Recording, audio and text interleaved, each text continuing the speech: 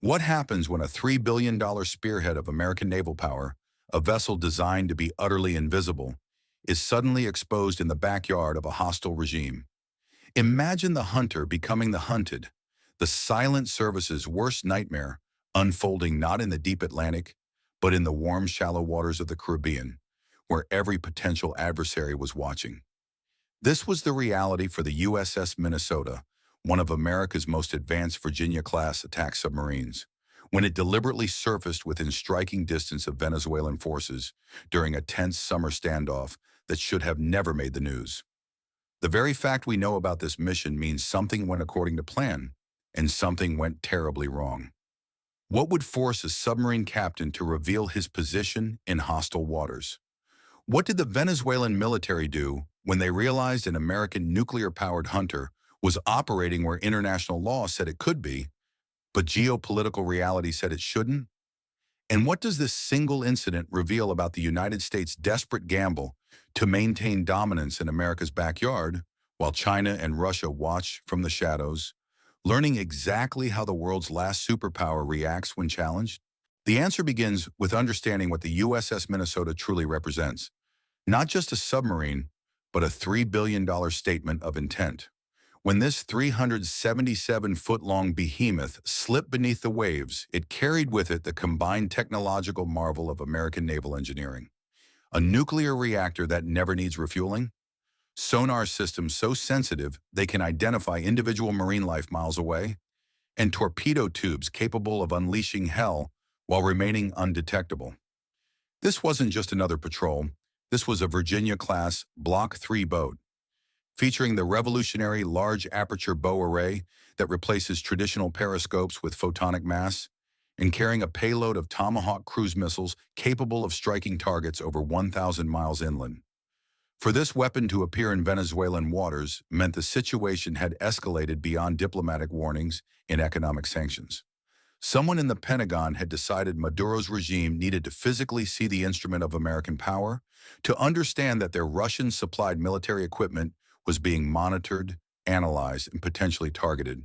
But in revealing the hunter, the U.S. Navy also revealed its hand, showing not only what America could do, but what it felt compelled to prove through overt confrontation.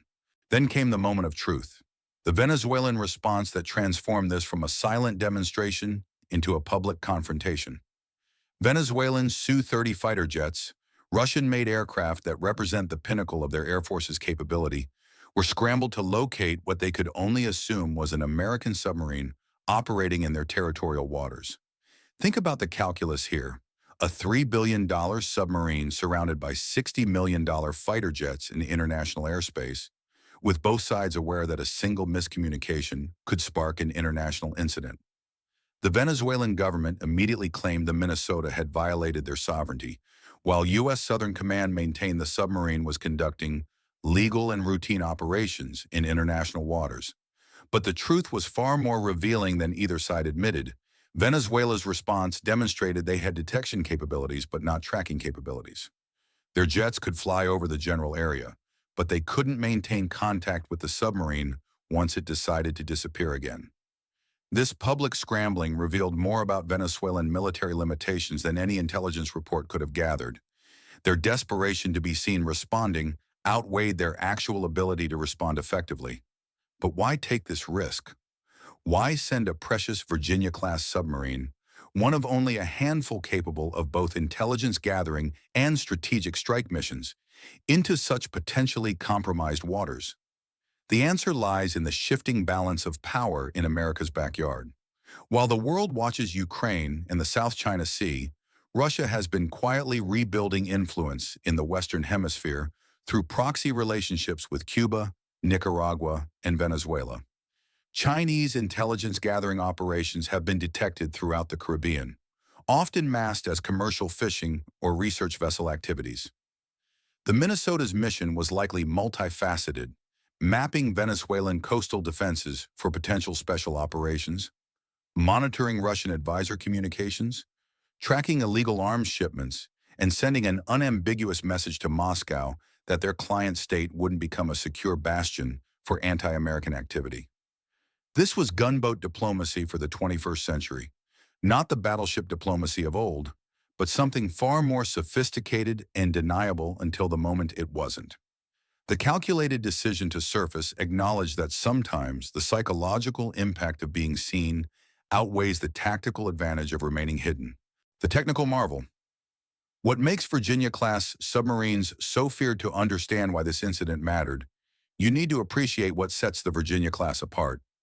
Each submarine represents the culmination of decades of silent service experience, featuring pump jet propulsion that makes them quieter than the natural ocean background noise.